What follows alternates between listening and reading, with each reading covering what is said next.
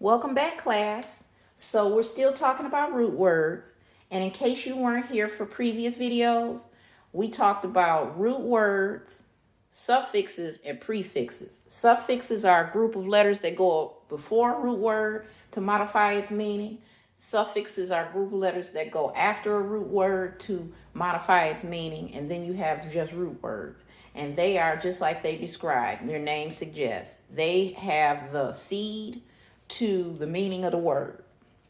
And the ones that we're discussing are the less obvious ones that we don't use on an everyday basis. For example, the word friendly, we would recognize the root word to be friend and ly the suffix.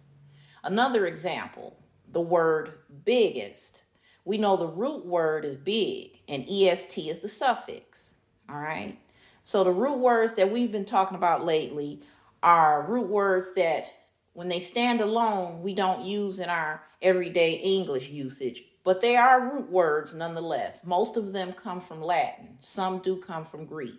Okay, but the reason we're talking about these are, again, if you run across new words on your journey of reading and doing English, this will help you break down the definition a lot easier, just in case you're not able to look the word up. Or if you just want to figure it out for fun, you know root words, suffixes, and prefixes, okay? And then they'll give you some deeper insight into the English language, because then you'll know where it comes from. Its root. The most common ones are Greek, Latin, and sometimes French. All right. So without further ado, the category for today's root words are to carry, bring, or bear. All right. So we have lat, L-A-T, fur, and port. Those are your root words. Lat, fur, and port. Now, for lat, we've got correlate, relate, and legislate. So their literal translation would be to bring a connection. This would be to bring back again. And this would be to bring laws or rules. So your next one, fur. That means bring, carry, or bear. Transfer. We know that word. So you basically carrying something over to another side. Transfer. Prefer. The way we use prefer in English every day is we use that word to describe something we'd rather have, right?